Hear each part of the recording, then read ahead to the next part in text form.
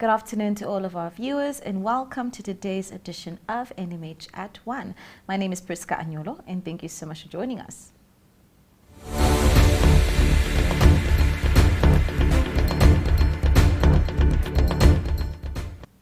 We start off today's show by heading straight into the video news segment, and for our first story, community and social activist Frans Moyo talks to Kenya Kambowe about the issues surrounding the remuneration of teachers in the Kavango West region.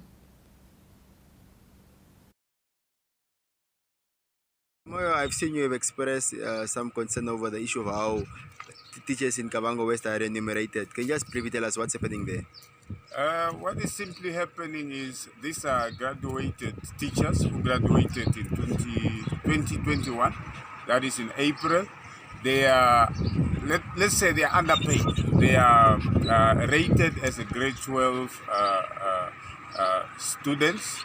And currently now they simply want the ministry to actually recognize them for their things to be updated. And the funny part is that it's only in Kavango West. Their fellow teachers, they were already graded. Their things are already updated. So the cry is for them to be off the contract because they are working as contract up to 21 December. So they want their things also updated like any other teacher in the country. Roughly how many teachers are we talking about? I don't have the exact number now, but all I know is that there could be over 30 teachers at the moment. Okay. What benefits don't they have compared to other teachers? Okay, the benefits they don't have is any other benefits that any normal teacher has, like pension. Let's say if one dies today, they can never claim of anything from the ministry. Okay. Yeah. So basically, what kind of remedy have they tried to seek in terms of getting their cries heard? They have exhausted all of them. That is Nantu, the senior HRs, the chief HR, up to the office of Madam Steenkamp. And the funny part is that she replied by telling them that she gave an order to the office, which is the Kavango West regional office, and she gave them a period of 15 days, which they never responded to. So to the look of things, they have exhausted all. Okay, no, I appreciate time, sir. Yeah, thank you.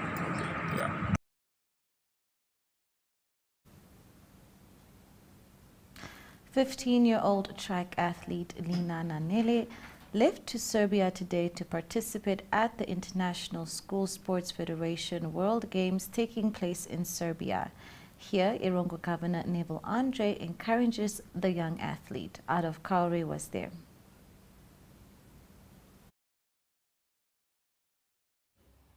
Close your eyes and run as fast as your last energy, your final.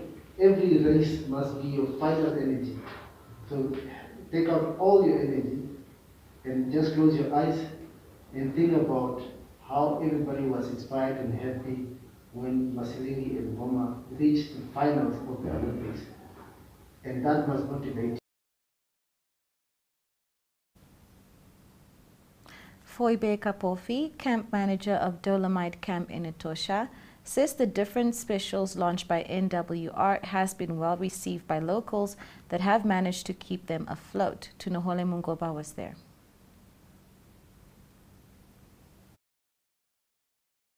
The global pandemic, which is COVID, did not spare us either. Clients stopped coming, as we all know that there were restrictions on traveling. We are not receiving clients, which have affected our business negatively. We depend on tourism. The revenue we generate in the company is coming from the tourists or from the clients who are visiting our facility. And this exercise has stopped because of the COVID.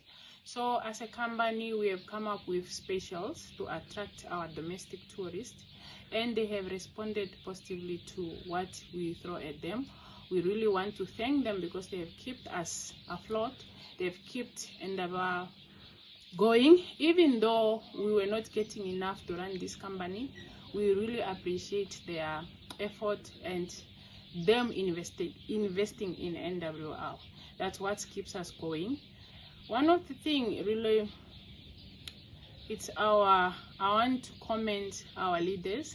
It's not easy to run a company which is mainly depending on tourism, but you are not receiving clients to support your business.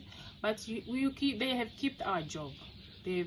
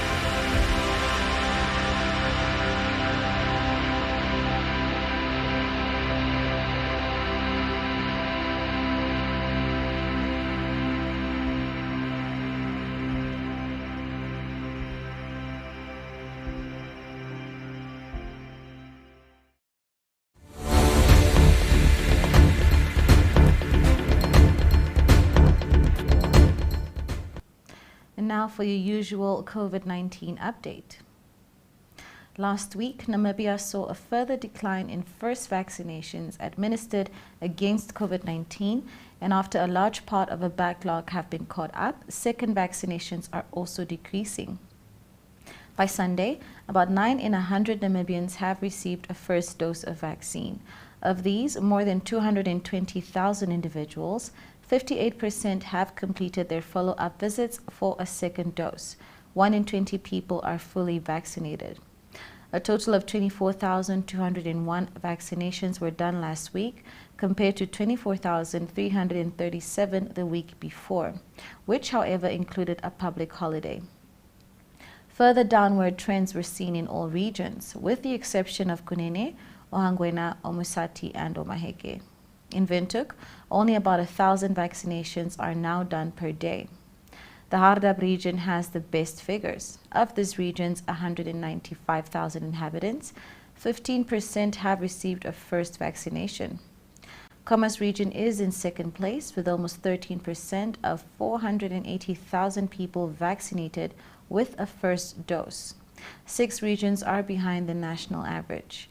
This includes the 4 O regions, Kavango East and Zambezi. Less than 4% of the Zambezi region's population of 105,000 people have received a first vaccination. Looking at monthly totals, in August, more than 68,000 second vaccinations were done, close to 3 times the number in July. Last month, first vaccinations numbered just more than 50,000. In September, about 6,500 first vaccinations and close to 10,000 second jabs were done so far.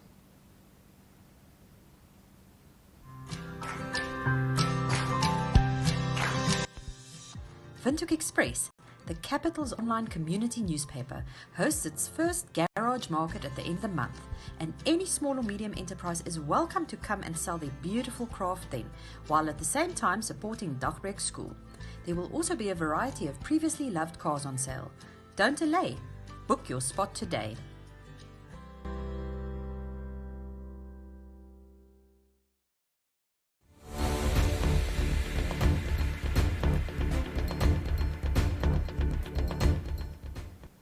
And now we move on to our Namibian daily newspapers. Namibian Sun reports that Windhoek Mayor Job Amupanda has said people should not grab land in and around Windhoek as there is a plan to provide it.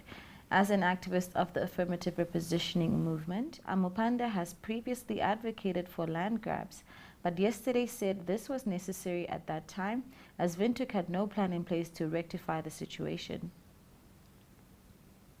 Republican reports that a motion will be discussed this week at the International Union for Conservation of Nature World Conservation Congress in Marseille, France, to prevent the negative environmental impact of oil exploration in the Kavango River Basin. Allgemeine Zeitung reports that wildfire outbreaks have declined in communal areas over the past 20 years. The long-term average of square kilometers burned has also remained relatively stable. According to wildfire expert Dr. Johan Leroux, analysis of satellite data of fires over the past 20 years shows that fires have decreased, especially in communal areas, from about 40,000 square kilometers in 2001 to just over 250,000 square kilometers in 2020. The Namibian reports that the city of Windhoek says it will no longer tolerate illegal land occupation by residents in the informal settlements. Mayor Job Amupanda yesterday said the municipality is not scared to deal with unruly chance takers who instigate residents to occupy land illegally. New Era says recipients of government's food bank initiative have described the program as a beacon of hope, which ensures they and their dependents do not go to bed on an empty stomach. Today, the program provides food to 11,000 households, translating into 45,000 beneficiaries across the country.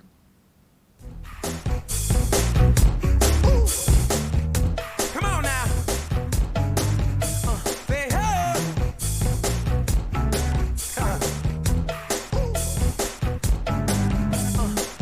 Listen up, y'all, 'cause I've got something to say.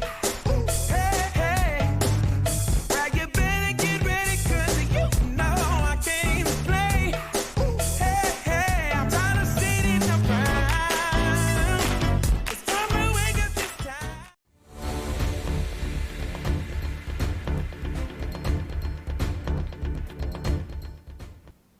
And now we move on to the inside pages of the country's dailies. Namibian Sun reports that local affected communities are pleading with the National Assembly not to entertain Germany's $18.6 billion Namibian genocide package and instead urged government to start the negotiation process from scratch. Republican reports that the municipality of Windhoek has announced that the proceeds from the sale of available public land will be used for the development of parks in the capital. AZ reports that more than 3 weeks after the latest COVID-19 measures came into force, certain conditions were suddenly changed on Monday with the publication of the latest official government gazette. For tourists, entry requirements were eased considerably.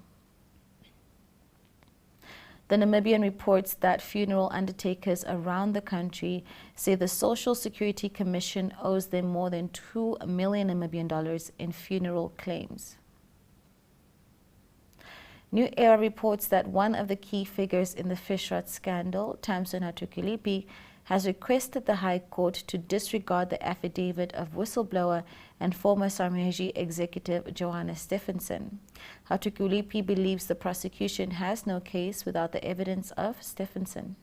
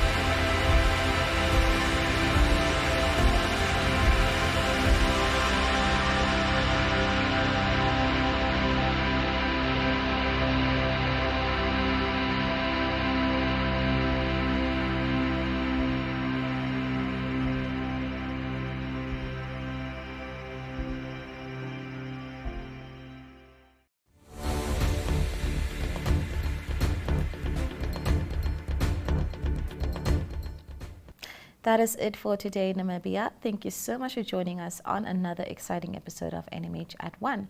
I've been your hostess, Priska Anyolo, and do stay tuned for the weather, and goodbye.